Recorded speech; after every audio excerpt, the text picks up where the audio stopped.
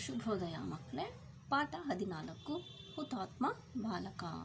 ಹುತಾತ್ಮ ಅಂದರೆ ದೇಶದ ಹಿತ, ಜನತೆಯ ಹಿತ, ಎಲ್ಲರಿಗೂ ಒಳ್ಳೆಯದು ಬಯಸೋಕ್ಕಾಗಿ ಅವರು ಆದಿಯ ಸಾಧನೆಗಾಗಿ ಪ್ರಾಣವನ್ನೇ ಅರ್ಪಿಸಿದವರಿಗೆ ಹುತಾತ್ಮ ಅಂತಾರೆ. ಇಲ್ಲಿ ಯಾರು ಹುತಾತ್ಮ? ಒಬ್ಬ ಬಾಲಕ. ಯಾರಿಗೆ, ಯಾವುದಕ್ಕಾಗಿ ಅವನು ತನ್ನ ಆತ್ಮನ ಬಲಿದಾನ ಕೊಟ್ಟ ಅನ್ನೋದನ್ನು ಈ ಪಾಠದ ಮುಖಾಂತರ ತಿಳ್ಕೊಳ್ಳೋಣ. ಭಾರತ ಮಾತೆಯ ಬಿಡುಗಡೆಗಾಗಿ ಬ್ರಿಟಿಷರ ವಿರುದ್ಧ ಹೋರಾಟ ಮಾಡಿ ಅನೇಕ ಜನ ಪ್ರಾಣಾರ್ಪಣೆ ಮಾಡಿದ್ದಾರೆ. ನಿಮಗೆಲ್ಲ ಗೊತ್ತಿದೆ, ಬ್ರಿಟಿಷರ ಕೈ ಕೆಳಗೆ ಭಾರತ ಇತ್ತು. ಅದನ್ನು ಸ್ವಾತಂತ್ರ್ಯಕ್ಕಾಗಿ ಬಹಳ ಜನ ಹೋರಾಡಿ ನಮಗೆ ಸ್ವಾತಂತ್ರ್ಯ ತಂದುಕೊಟ್ರು. ಆ ಹೋರಾಟದಲ್ಲಿ ಬಹಳಷ್ಟು ಜನ, ಅಸಂಖ್ಯಾತ ಜನ ತಮ್ಮ ಪ್ರಾಣಾರ್ಪಣೆ ಮಾಡಿದ್ದಾರೆ. ಅಂತಹ ಮಹಾನ್ ತ್ಯಾಗ ಮಾಡಿದವರಲ್ಲಿ ಹುಬ್ಬಳ್ಳಿಯ ಲ್ಯಾಮಿಂಗ್ಟನ್ ಪ್ರೌಢಶಾಲೆಯ 13 ವರ್ಷದ ವಿದ್ಯಾರ್ಥಿ ನಾರಾಯಣ ಮಹಾದೇವ ಧೋನಿಯು ಒಬ್ಬ. ಅವರು ಎಷ್ಟೋ ದೊಡ್ಡವರೆಲ್ಲ ಪ್ರಾಣತ್ಯಾಗ ಮಾಡಿದ್ದಾರೆ, ಆದರೆ ಈ ಸಣ್ಣ ಬಾಲಕ, 13 ವರ್ಷದ ಬಾಲಕ, ಪ್ರೌಢಶಾಲಾ ವಿದ್ಯಾರ್ಥಿ, ಹುಬ್ಬಳ್ಳಿಯ ಲ್ಯಾಮಿಂಗ್ಟನ್ ಶಾಲೆಯಲ್ಲಿ ಓದ್ತಾ ಇರ್ತಾನೆ. ಅವನ ಹೆಸರು ಮಹಾದೇವ ಧೋನಿ. ಅವನು ಒಬ್ಬ ತನ್ನ ಪ್ರಾಣವನ್ನು ತ್ಯಾಗ ಮಾಡಿದ್ದಾನೆ. ಅದಕ್ಕೆ ನಮ್ಮ ಭಾರತದ ಸ್ವತಂತ್ರವಾಗೋದಕ್ಕೆ ಯಾವ ರೀತಿ ಅನ್ನೋದು ಈ ಪಾಠದ ಮುಖಾಂತರ ಮುಂದೆ ನಾವು ನೋಡೋಣ. 1942 ಆಗಸ್ಟ್ 9ರಂದು ಗಾಂಧೀಜಿಯವರು ಬ್ರಿಟಿಷರಿಗೆ ಭಾರತವನ್ನು ಬಿಟ್ಟು ತೊಲಗುವಂತೆ ಅಂತಿಮ ಎಚ್ಚರಿಕೆಯನ್ನು ಕೊಟ್ಟಿದ್ದರು. ನಮಗೆಲ್ಲ ಗೊತ್ತೇ ಇದೆ, ಸ್ವಾತಂತ್ರ್ಯಕ್ಕಾಗಿ ಗಾಂಧೀಜಿಯವರು ಹೋರಾಟ ಮಾಡಿದರು. ಅವರ ಮುಂಚೂಣಿಯಲ್ಲಿ ಬಹಳ ಜನ ಅವರ ಹಿಂದೆ ಅದಕ್ಕಾಗಿ ಕೆಲಸ ಮಾಡಿದರು. ಆ ಸಂದರ್ಭದಲ್ಲಿ 1942 ಆಗಸ್ಟ್ 9ರಂದು ಗಾಂಧೀಜಿಯವರು ಬ್ರಿಟಿಷರಿಗೆ ಅಂತಿಮವಾಗಿ ಎಚ್ಚರಿಕೆ ಕೊಡ್ತಾರೆ, ನೀವು ನಮಗೆ ಸ್ವತಂತ್ರ ಕೊಡಲೇಬೇಕು ಅಂತ ಹೇಳಿ. ಇಡೀ ದೇಶವು ಬ್ರಿಟಿಷರ ನಿರಂಕುಶ ಆಡಳಿತದ ವಿರುದ್ಧ ಕುದಿಯುವ ಜ್ವಾಲಾಮುಖಿಯಂತೆ ಸಿಡಿದೆದ್ದಿತು. ಇಡೀ ದೇಶ ಬ್ರಿಟಿಷರ ವಿರುದ್ಧ ಸಿಡಿದೆದ್ದಿತು. ನಿರಂಕುಶ ಅಂದರೆ ಯಾರ ಅಂಕೆನೂ ಇಲ್ಲ, ಅವ್ರು ಹೇಳ್ದಂಗೆ ನಾವು ಕೇಳಬೇಕು, ಆ ಥರ ಇರ್ತಾರೆ ಅವ್ರು ಬ್ರಿಟಿಷರು. ಅದಕ್ಕೆ ಅವ್ರ ವಿರುದ್ಧ ಎಲ್ಲ ಸಿಡಿದೆದ್ದಿರ್ತಾರೆ, ಇಲ್ಲ ನಮಗೆ ಸ್ವತಂತ್ರ ಬೇಕೇ ಬೇಕು ಅಂತ ಹೇಳಿ. ಬ್ರಿಟಿಷರು ಗಾಂಧೀಜಿಯವರ ಅಹಿಂಸೆಯ ತತ್ವವನ್ನು ಹೇಡಿತನವೆಂದು ತಪ್ಪಾಗಿ ತಿಳಿದಿದ್ದರು. ಇವರು ಗಾಂಧೀಜಿಯವರು ಅಹಿಂಸಾ ಮಾರ್ಗ ಅಂದರೆ ಯಾರಿಗೂ ತೊಂದರೆ ಕೊಡಬಾರ್ದು, ಶಾಂತಿಯಿಂದಲೇ ನಾವು ಸ್ವತಂತ್ರ ಪಡಿಬೇಕು ಅಂತ ಅಂದ್ಕೊಂಡಿದ್ದು ಅವರು ಇವ್ರನ್ನ ತಪ್ಪಾಗಿ ಭಾವಿಸಿರ್ತಾರೆ. ಅವರು ಹೇಡಿತನ ಅಂದರೆ ಕೈಲಾಗದವರು ಅಂತ ಅಂದ್ಕೊಂಡ್ಬಿಟ್ಟಿರ್ತಾರೆ ಭಾರತೀಯರು. 1942 ಆಗಸ್ಟ್ 15 ಹುಬ್ಬಳ್ಳಿಯ ಜನತೆಗೆ ಒಂದು ಅತ್ಯಂತ ಪ್ರಮುಖ ದಿನ. ಹುಬ್ಬಳ್ಳಿಯ ಇಡೀ ಜನತೆಗೆ 1942 ಆಗಸ್ಟ್ 15 ಒಂದು ಪ್ರಮುಖ ದಿನ. ಯಾವ ಥರ ಅಂತ ನೋಡೋಣ. ನಗರದ ಉದ್ದಗಲಕ್ಕೂ ಸ್ವಾತಂತ್ರ್ಯ ಹೋರಾಟಗಾರರ ಮೆರವಣಿಗೆ ಸಿದ್ಧತೆ ನಡೆದಿತ್ತು. ಇಡೀ ನಗರದ ಉದ್ದಗಲಕ್ಕೂ ಅಂದರೆ ಎಲ್ಲ ಕಡೆ, ಯಾವ ಕಡೆ ನೋಡಿದ್ರು ಸ್ವಾತಂತ್ರ್ಯ ಹೋರಾಟಗಾರರ ಮೆರವಣಿಗೆ ನಡೀತಾ ಇತ್ತು, ಸಿದ್ಧತೆ ಮಾಡ್ಕೋತಾ ಇದ್ರು. ಭಾರತವನ್ನು ಬಿಟ್ಟು ತೊಲಗಿ ಎಂಬ ಘೋಷಣೆಗಳ ಫಲಕಗಳು ಎಲ್ಲರ ಕೈಯಲ್ಲಿದ್ದವು. ಪ್ರತಿಯೊಬ್ಬರ ಕೈಯಲ್ಲೂ ಭಾರತ ಬಿಟ್ಟು ಬೆಲಗಿ, ಬ್ರಿಟಿಷರೇ ಭಾರತವನ್ನು ಬಿಟ್ಟು ತೊಲಗಿ, ನಮಗೆ ಸ್ವತಂತ್ರ ಬೇಕು, ಇಂಥದೇ ಹಲವಾರು ಫಲಕಗಳು ಜನರ ಕೈಯಲ್ಲಿ ಇದ್ವು. ಸಾಮರಸ್ಯದ ಮಂತ್ರ ಒಂದೇ ಮಾತರಂ ಎಲ್ಲರ ಬಾಯಲ್ಲೂ ಹರಿದಾಡುತ್ತಿತ್ತು. ನಾವೆಲ್ಲ ಒಂದೇ ಅನ್ನೋಂಥ ಧ್ಯೇಯ ವಾಕ್ಯ ಒಂದೇ ಮಾತರಂ ಅನ್ನೋದು ಎಲ್ಲರ ಬಾಯಲ್ಲೂ ಹರಿದಾಡ್ತಾ ಇತ್ತು, ಅಂದರೆ ಅದು ಹೇಳ್ತಾನೇ ಇದ್ರು. ಭಾರತ ಮಾತಾ ಕಿ ಜೈ, ಬ್ರಿಟಿಷರೇ ಭಾರತ ಬಿಟ್ಟು ತೊಲಗಿ, ಚಲೇ ಜಾವ್ ಘೋಷಣೆಗಳೊಂದಿಗೆ ಸಾವಿರಾರು ಜನರು ಹುಬ್ಬಳ್ಳಿಯ ಹೃದಯ ಭಾಗದಂತಿರುವ ದುರ್ಗದ ಬಯಲು ಚೌಕದಲ್ಲಿ ಸೇರಿದ್ದರು. ಹುಬ್ಬಳ್ಳಿಯ ಹೃದಯ ಭಾಗ ಅಂದರೆ ಮಧ್ಯಭಾಗದಲ್ಲಿರ್ತಕ್ಕಂಥ ಯಾವುದು ದುರ್ಗದ ಬಯಲಿನಲ್ಲಿ ಸೇರಿರ್ತಾರೆ. ಎಲ್ಲರೂ ಘೋಷಣೆಗಳು ಕೂಗ್ತಾ ಇರ್ತಾರೆ, ಭಾರತ್ ಮಾತಾ ಕಿ ಜೈ, ಬ್ರಿಟಿಷರೇ ಭಾರತ ಬಿಟ್ಟು ತೊಲಗಿ, ಚಲೇ ಜಾವ್, ಒಟ್ಟು ನಮಗೆ ಸ್ವಾತಂತ್ರ್ಯ ಬೇಕೇ ಬೇಕು ಅನ್ನೋದನ್ನು ಬಿಂಬಿಸ್ತಾ ಇರ್ತಾರೆ. ಬಾಲಕ ನಾರಾಯಣ ಅಂದು ಮುಂಜಾನೆ ಬೇಗನೆ ಎದ್ದು ಸ್ನಾನ ಮಾಡಿ ಕೈಯಲ್ಲಿ ನೇಯ್ದ ಖಾದಿ ಚಡ್ಡಿ, ಅಂಗಿ ಮತ್ತು ಗಾಂಧಿ ಟೋಪಿಯನ್ನು ಧರಿಸಿದ.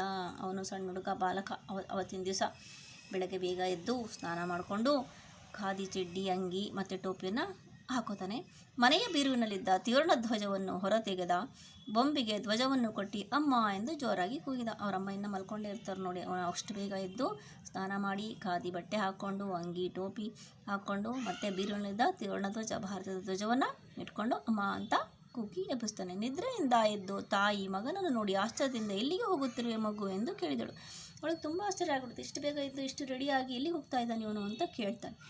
ಅದಕ್ಕೆ ಅವನು ಹೇಳ್ತಾನೆ, ಅಮ್ಮ, ಬ್ರಿಟಿಷರ ವಿರುದ್ಧ ಪ್ರತಿಭಟನಾ ಮೆರವಣಿಗೆ ನಡೆಯುತ್ತಿದೆ, ಅದನ್ನು ಕೂಡಿಕೊಳ್ಳಲು ನಾನು ಹೋಗುತ್ತಿದ್ದೇನೆ ಎಂದ ನಾರಾಯಣ. ಅವನು ಹೇಳ್ತಾನೆ ನೋಡ್ರಿ ಎಷ್ಟು ಚೆನ್ನಾಗಿ, ಬ್ರಿಟಿಷರ ವಿರುದ್ಧ ಪ್ರತಿಭಟನೆ ಅಂದರೆ ನೀವು ನಮಗೆ ಸ್ವತಂತ್ರ ಕೊಡಲೇಬೇಕು, ನೀವು ಭಾರತ ಬಿಟ್ಟು ತೊಲಗಿ ಅಂತ ಆ ಪ್ರತಿಭಟನಾ ಮೆರವಣಿಗೆಗೆ ನಾನು ಹೋಗ್ತಾ ಇದ್ದೀನಿ ಅಂತ ಹೇಳ್ತಾನೆ. ಬಾಲಕ ನಾರಾಯಣನ ಕಣ್ಣಿನಲ್ಲಿ ಅಪೂರ್ವ ಕಾಂತಿ ಇತ್ತು. ಅವನಿಗೆ ಇದನ್ನು ನಾವು ಸಾಧಿಸಲೇಬೇಕು ಅನ್ನೋ ಛಲ, ಕಾಂತಿಯಿಂದ ಕಣ್ಣಿನಲ್ಲಿ ಅಪೂರ್ವ ಕಾಂತಿ ಕಾಣಿಸ್ತಾ ಇರುತ್ತೆ. ಮಗು, ನೀನು ಇನ್ನೂ ಕಿರಿಯವ, ದೊಡ್ಡವರ ಮೆರವಣಿಗೆಯಲ್ಲಿ ನೀನು ಹೇಗೆ ಸೇರಲು ಸಾಧ್ಯ ಎಂದು ದುಗುಡದಿಂದ ತಾಯಿ ಕೇಳಿದಳು. ದೂಡ ಅಂದರೆ ಬೇಜಾರಿಂದ ಕೇಳ್ತಾಳೆ, ನೀನು ಇನ್ನೂ ಸಣ್ಣ ಬಾಲಕ ಇದೆಯಾ, ಆದರೆ ಅಷ್ಟು ದೊಡ್ಡವ್ರ ಜೊತೆ ಮೆರವಣಿಗೆಯಲ್ಲಿ ಹೇಗೆ ಹೋಗೋಕ್ಕೆ ಸಾಧ್ಯ ನೀನು ಅಂತ ಕೇಳ್ತಾಳೆ. ಅದಕ್ಕೆ ಅವನೇನು ಉತ್ತರ ಕೊಡ್ತಾನೆ ನೋಡಿ.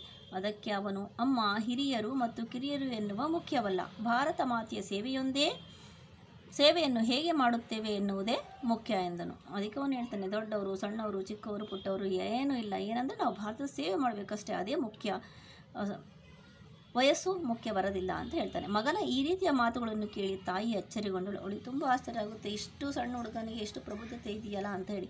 ಅವನ ಹಣೆಗೆ ಪ್ರೀತಿಯಿಂದ ಮುತ್ತಿಟ್ಟು, ದೇವರು ನಿನಗೆ ಒಳ್ಳೆಯದನ್ನು ಮಾಡಲಿ ಎಂದು ಕಳಿಸಿಕೊಟ್ಟಳು.